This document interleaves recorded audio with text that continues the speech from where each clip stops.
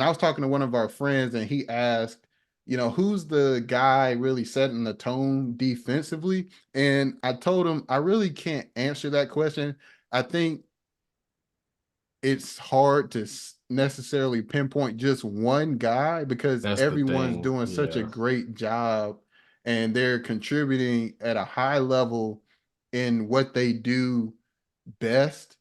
exactly. I think, if you had to pinpoint one guy, if you had to make a choice, maybe Jaylen Brown because he's doing such a great job on Luka Doncic. He's the point of attack defender, guarding him full court, doing a Yeah. lot of stuff like that. But like I said before, the main reason the Boston Celtics game plan works against the Dallas Mavericks is Jason Tatum's ability and his versatility to be able to guard the big and switch that screen and roll with Luka or Kyrie or whatever the case may be, preventing them from getting downhill. So he's doing such a great job on the defensive end with his versatility. Jaylen Brown is doing a tremendous job with his ability to play the point of attack defense. He switches off on the big from time to time. Al Horford and Porzingis are doing a great job on their matchup. Porzingis is doing an amazing job protecting the rim.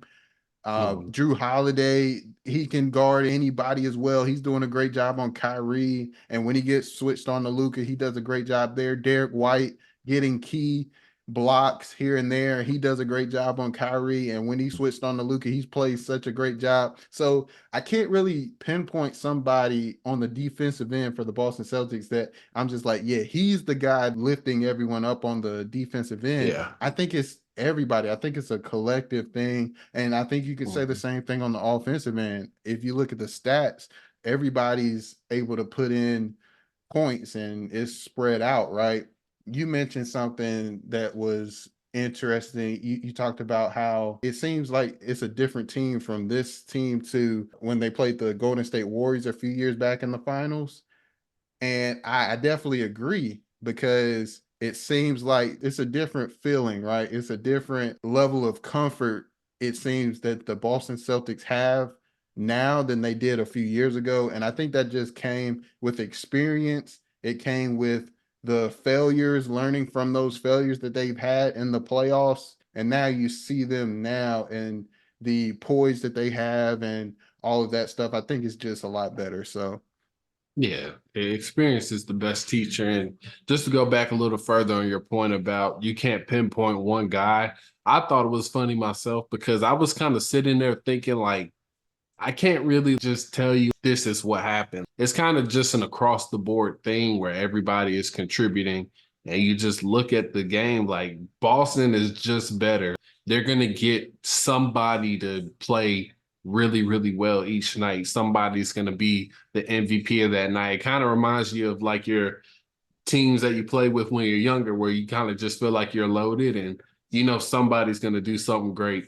And then also, I don't think they're like the KD Warriors, but if you really think about it, just across the board, like their starting five, that's a really talented starting five. Do you get any kind of resemblance or like reminiscent of just how dominant those Warriors were when it came to the NBA Finals, where you just felt like the other team didn't have much of a chance? Because if I look at it, one of the reasons I felt like the Mavericks would have a chance is if they were able to have the game close like it was tonight. I thought that Luka and Kyrie would just be able to out execute Boston down the stretch, knowing that they had those clutch time woes over the years. So do you kind of get those kind of feelings where you just feel like from an outmatched standpoint, the Celtics have that kind of feeling like the KD Warriors had when it came to the NBA Finals? yeah, I think a lot of people called the Boston Celtics over the course of the season. They were saying that they are the most talented starting five in the league. They are the best starting five in the league, right? And I think even to their bench, you think about Hauser, you think about Pritchard, you think about players like that that a lot of people don't talk about. They've done a great job in this finals and throughout the course of the playoffs, right? And it's just funny um, to see how much talent they have on the court, and it just goes back to, this is the reason why they have so many advantages in this matchup. So yeah, like you said, I wouldn't say that they're necessarily the Golden State Warriors, the Kevin Durant, Steph Curry, Klay Thompson, Draymond Green Golden State Warriors, but they are tough to match up with for any team. And they have so many players that can make a really big impact on the game in so many different ways. So this is a great team in terms of their roster. And they're just showing that now. And I think they've showed us throughout the whole season. They had the best record in the regular season. They went through the Eastern Conference. A lot of people did say it's a weak Eastern Conference, which it was compared to the West. But at the end of the day, they're just showing now in this finals that, they are a tough team to match up with, and they have a lot of players that can make a big impact.